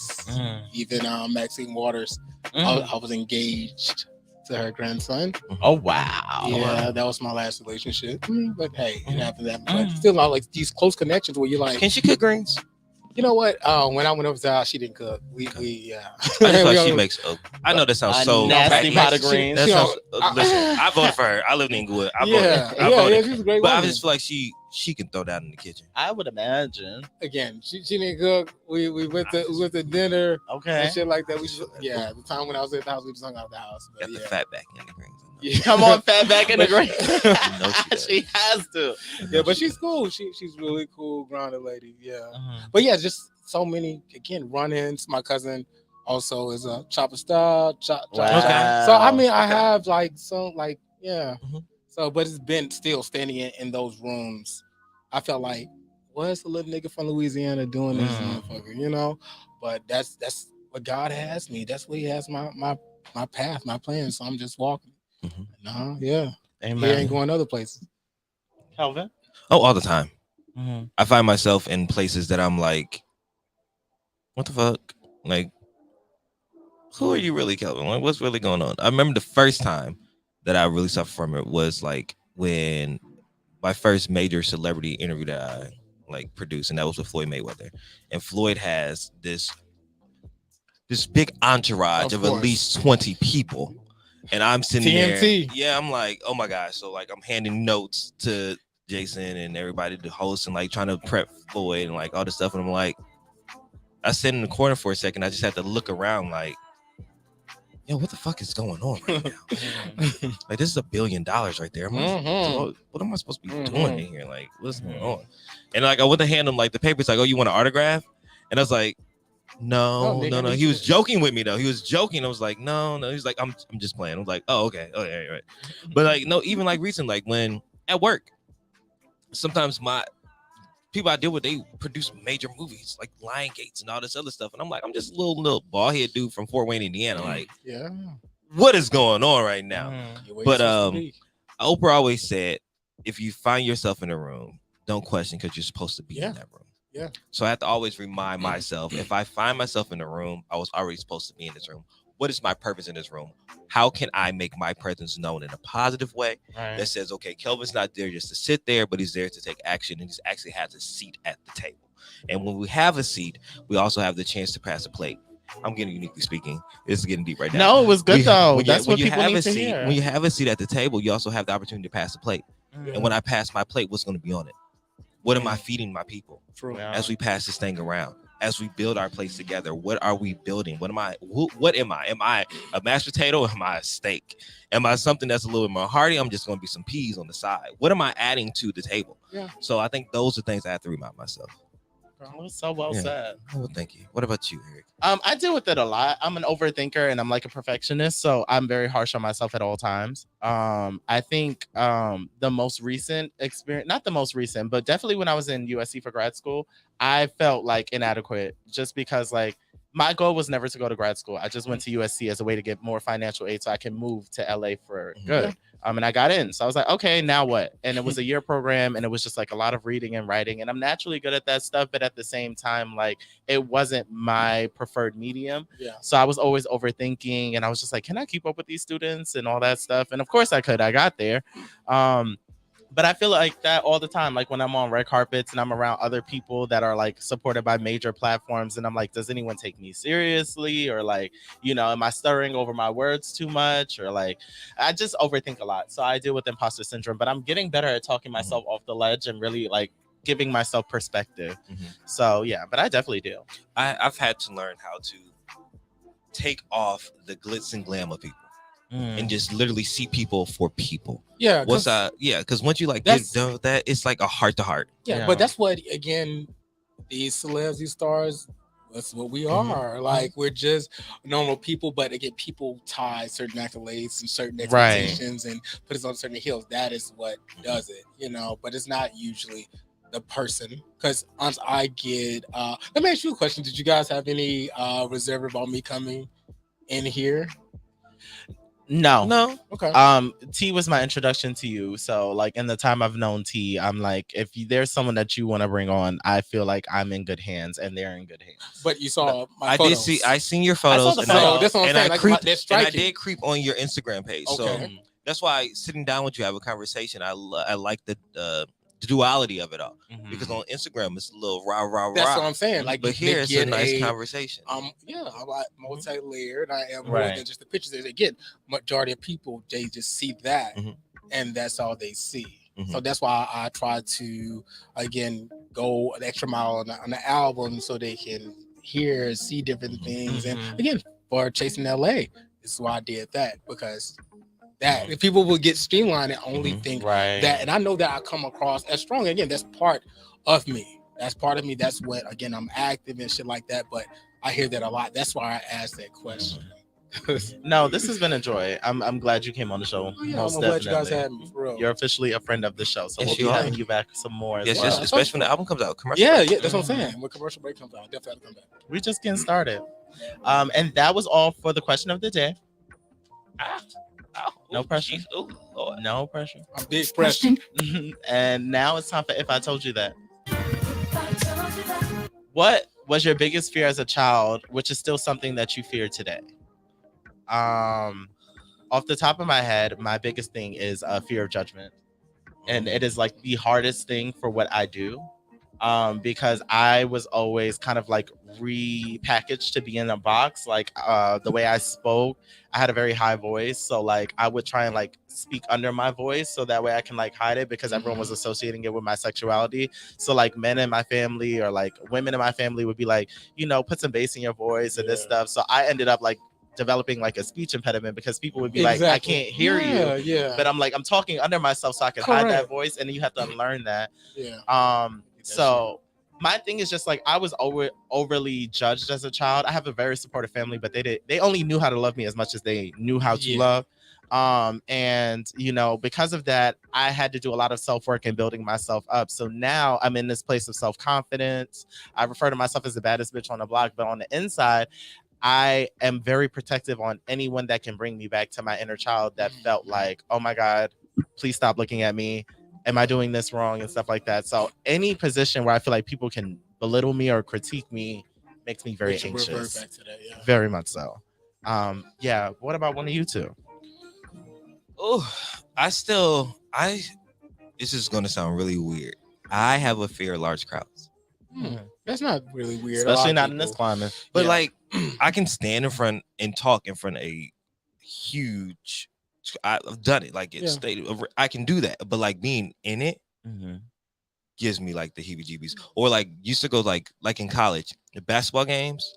I would go to the girls' games, so I want to walk past everybody in the guys' games. And I'm in a frat. I will stroll, I'll step, all this stuff. But as soon as like I just have to like walk, it's over. It's like, am I going to trip?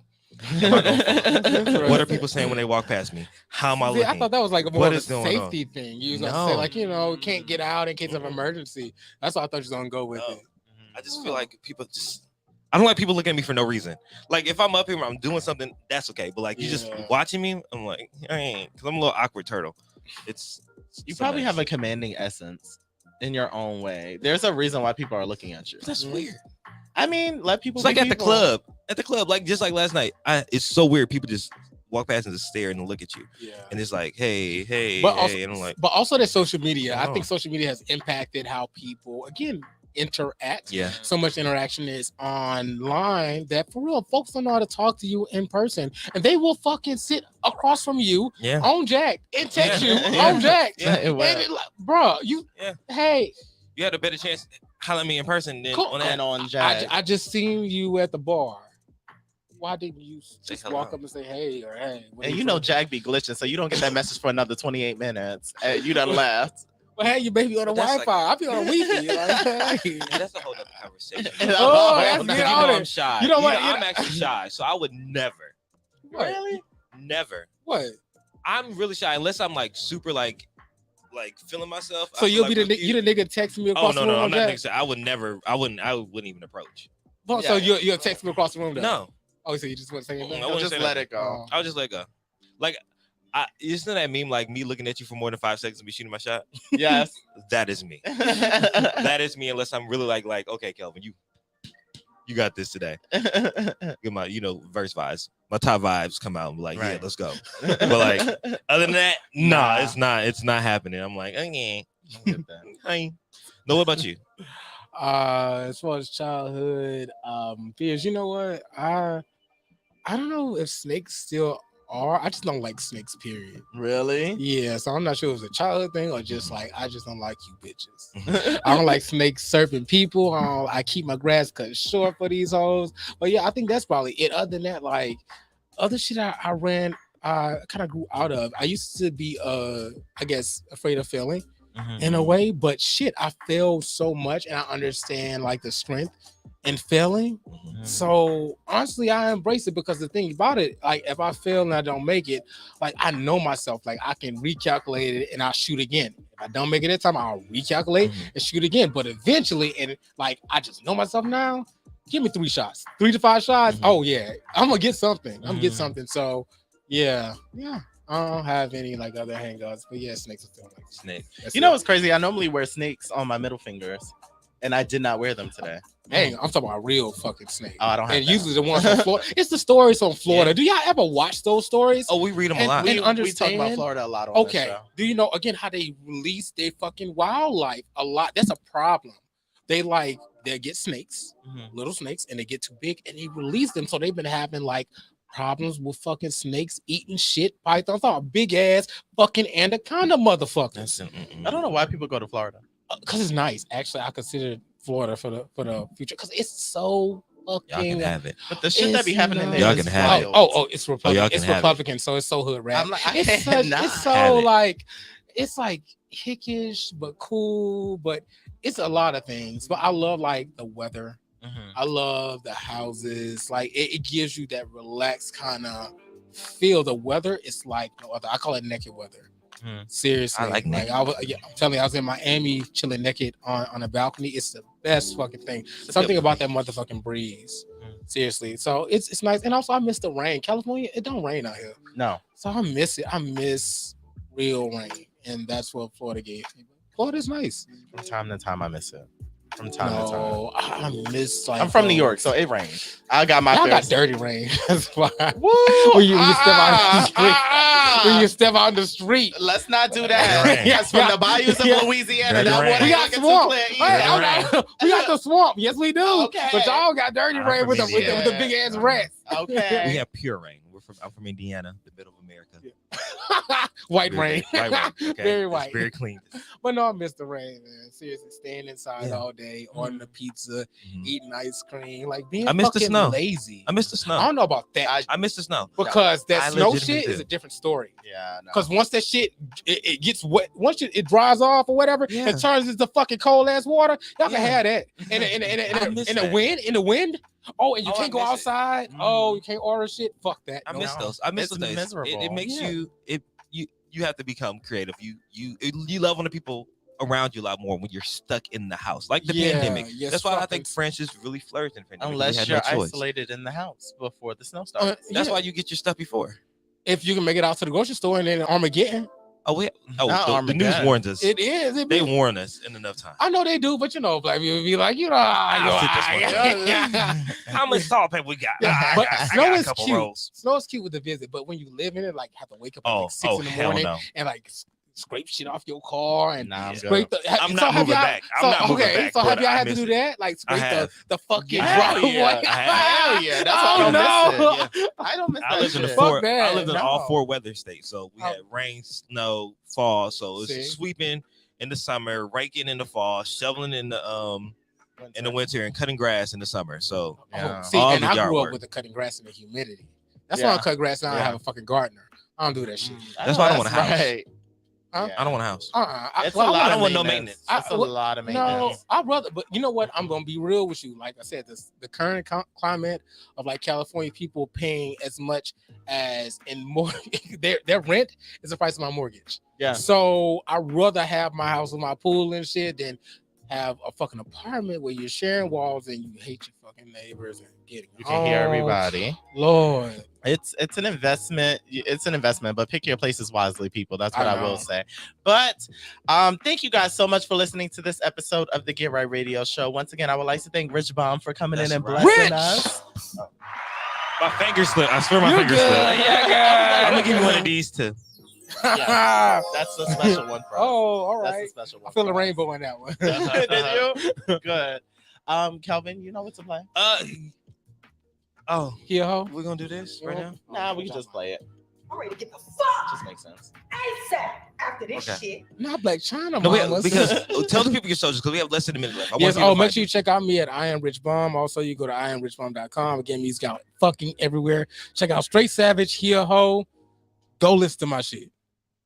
And as always, you guys can catch me on IG at The World According to Eric, Facebook, Twitter, and YouTube at Eric Devante. And I am Kelvin Unique, KelvinUnique on your Instagram. To flip that, Unique Kelvin on Twitter. And make sure you're following the Get Right Radio Show, the Get Right Radio Show, so you can make sure you stay up to date. And then download that Good News Radio app because you listen to this show back and also all of our other shows and a plethora of wonderful shows on the station. Also, catch us on StreamYard. Yes, catch us on StreamYard because you can see this in HD, but do that. And as always, I hope you guys got right. That's right. Get right or get left. Bitch, you better get right.